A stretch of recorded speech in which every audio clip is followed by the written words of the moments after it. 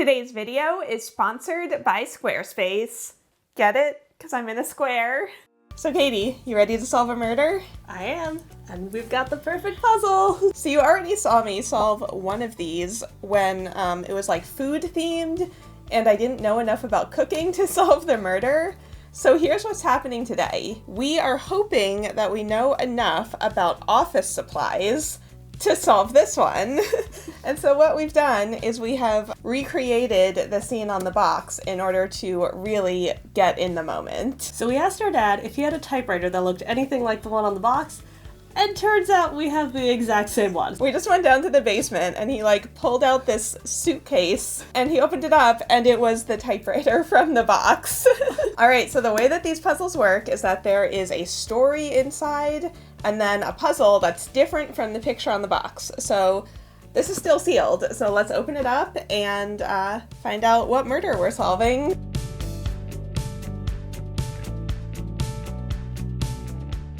First time this has been opened since 1984. All right, let's see what we've got in here. Okay, we've got some puzzles. I'm seeing some wood grain. I'm seeing a calendar. How is there so much puzzle dust that the bag isn't even open?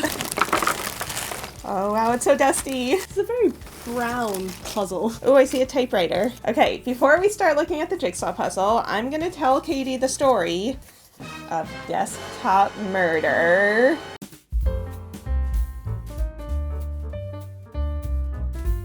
All right, ready to hear our story?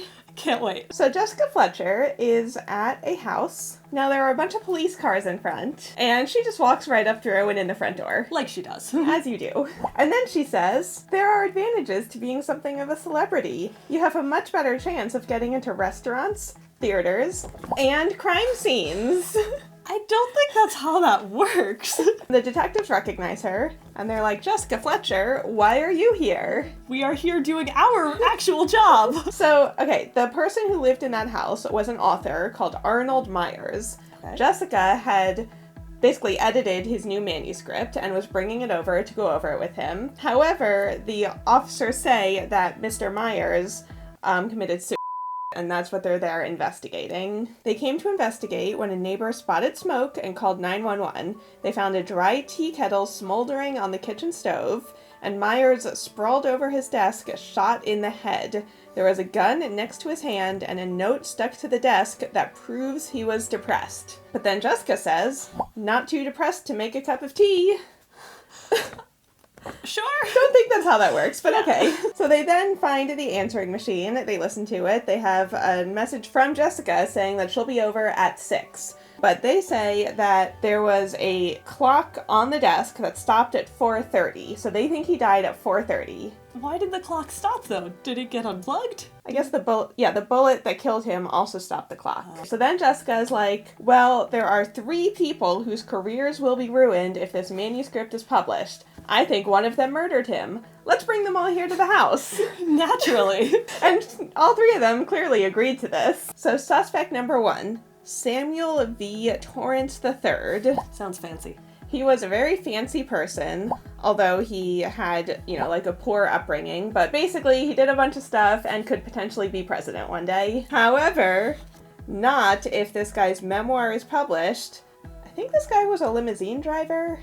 Yeah, he was a chauffeur. It was important because he knew that this guy who could be president one day was having affairs with a bunch of different women in the backseat of the limousine. Oh no. Suspect number 2, a woman named Adele Sims, television personality and author of the popular advice column Tell Adele, which is read by teenagers nationwide. However, when she started her career, she did an adult film, and she bought it back and destroyed the negative, but this chauffeur was the person who was transporting it, and he watched it and includes a lot of information about it in his book. And number 3, I don't think he has a first name. He's just Krieger.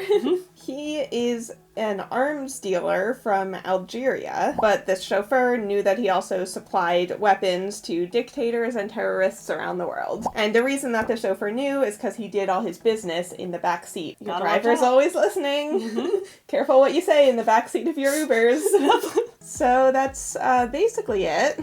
There's a little thing on the manuscript that says, any resemblance to persons living or dead is purely coincidental, and she thinks that Myers was about to cross that off from the manuscript when one of them killed him. However, the detective says that all three of them were working in their offices until 5 o'clock, but Myers died at 4:30. But then Jessica comes back with 3 things, because that's how murder investigations work. 3 things. Yep, always 3. Number 1, Myers did not die at 4:30. Number 2, Myers did not write a note, and he did not intend to. The murderer wrote it. Number 3, the murderer left a calling card on the desk. And then Jessica says, it's all here.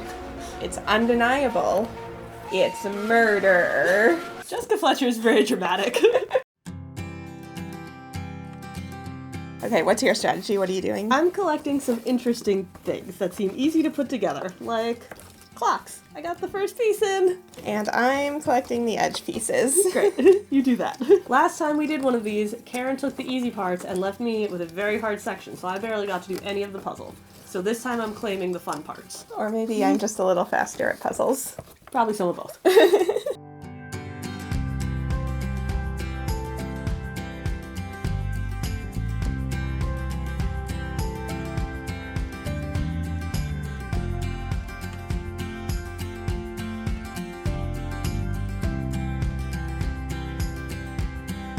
What are you doing here? There is so much puzzle dust, and I think it looks really gross on camera, so I'm trying to use tape to lift some of it off of the sheet. Alright, so we've made a bit of progress. We finished the edge, and Katie has a bunch of different sections going, so let's take a look. So we've got a calendar, February, there's a deadline on the 16th, then here we have blood. Oh no! It's not a lot of blood, though. No, really not a lot. That could have been, like, a bad paper cut. That would be a very bad paper cut. This looks like the manuscript. This is that little section that he was thinking of crossing out, maybe. We've got our clock at 4:30. Then we've got part of a typewriter, part of a phone, part of a lamp, and a post-it that says, "This is the end." Unsure if that's the note. It's a very unspecific note. We need to do a little more first. For me, the edge was a little more difficult because with the light reflecting off of it, you entirely lose the picture. This isn't a great quality puzzle, but we just barely managed to get the whole thing on the table. I think we figured out that this actually connects up there, so let's put it in. Ooh, there we go. It is February. Does this connect anywhere? I'm pretty sure this goes right here. Oh boy, this Yeah. might not have been the best place to keep all of our puzzle Gonna pieces. spread these out a little. Okay, we're gonna work on that and get this puzzle finished, and then we'll check back in to solve the murder.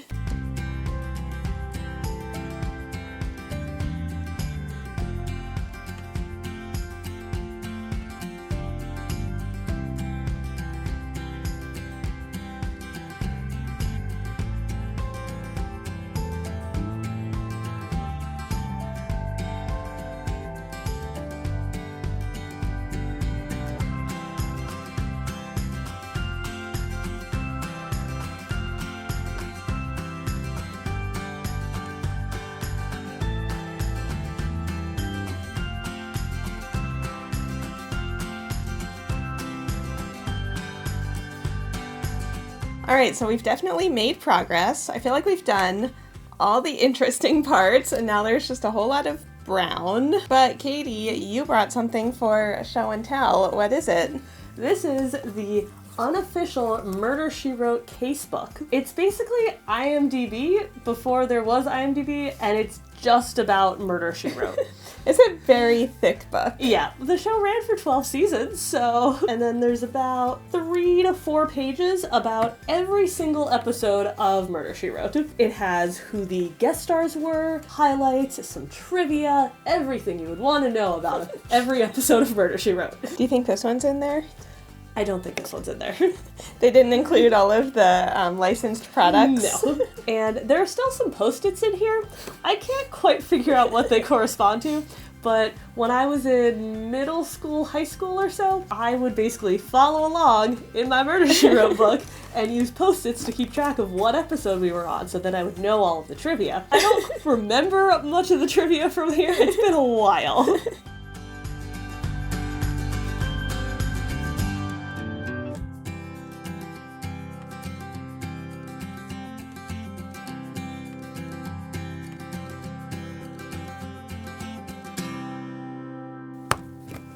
Almost done, almost done. No, no, that one goes up there. Okay. And the very last piece. Yay, we did it! Okay, don't look too closely. We're gonna solve the murder, but in a minute after we have lunch.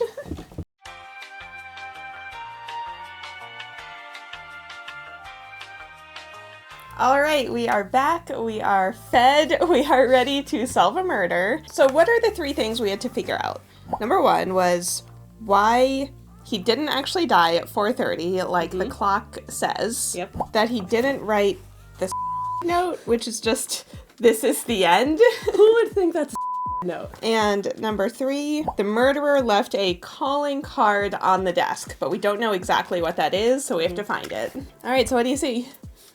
Okay, there's a lot of things happening here. So, I can't actually tell why the clock has stopped. It looks like it's just tipped over. Is there a bullet hole in it? Well, but if that's a hole, it's like behind.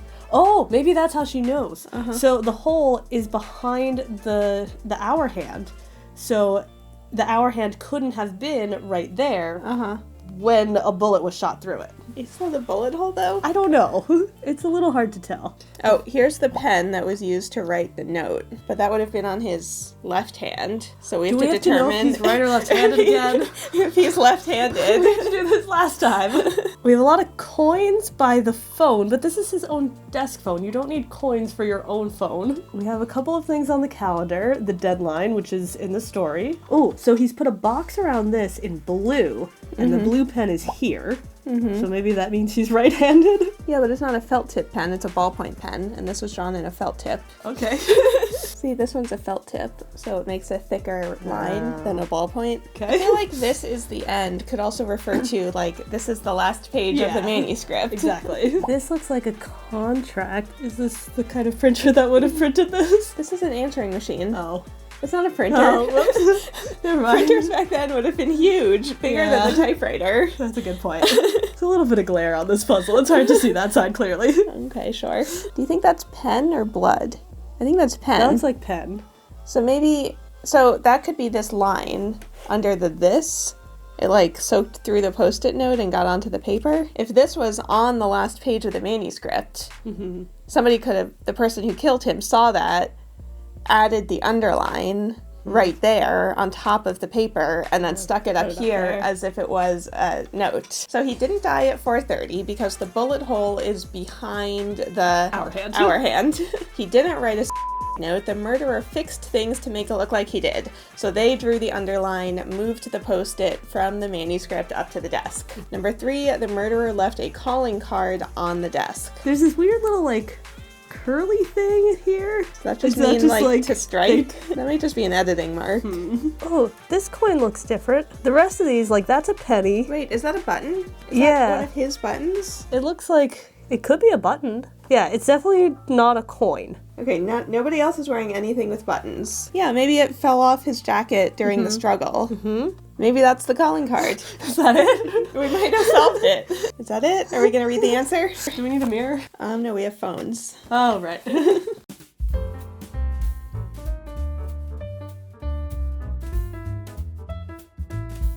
Okay, the solution. Hope we're Let's see right. if we're right. 1. Oh, there, it's literally just broken out. Okay, so number 1, the thing about the clock. Did the killer plan to hit both Myers and the clock? Probably not. But when it happened, the killer realized it could serve as an alibi and set the clock back 1 hour. If you don't believe me, look at the minute hand. It's right smack under the bullet hole. Why wasn't it shot off? Obviously, the fatal shot was fired between 5 and 6, and the hour hand was moved back an inch to 4:30. Besides, if the phone had been knocked off the hook at 4:30, we didn't get this one.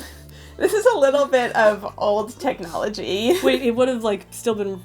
have a dial tone or something? Yeah, if the phone had been knocked off the hook at 4:30, Jessica She wouldn't have been able to leave a message. have been able to leave a message. Oh, He right. didn't pick up the phone when she called, not because he was dead, because he was doing something else. But when he got home, he heard my message and noted it by writing the word deadline on the calendar. The deadline moved, and she told him that in the message. We got the clock part at least. Number 2. Look at the manuscript on the desk. It's open to the last page, on which is a rectangle containing the sentence about people not really being in it. So he took one of those little yellow square notes and wrote, "This is the end," and placed it on the page above the disclaimer. Do you see the red line on the page? Hey. Oh, wait, no, that's the beginning stroke of the this. Oh. It goes off the edge of the Post-it. Oh. Well, Close, we were close. The killer spotted the yellow note after the deed was done and was inspired to stick it onto the desk as a note.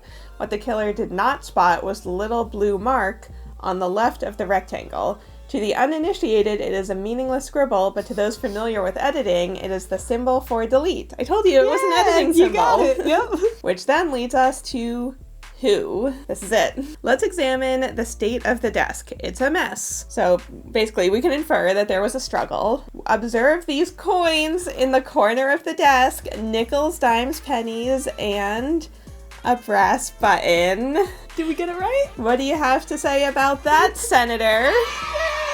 His face flushed with guilt and his arm crossed in a vain attempt to cover the front of his jacket.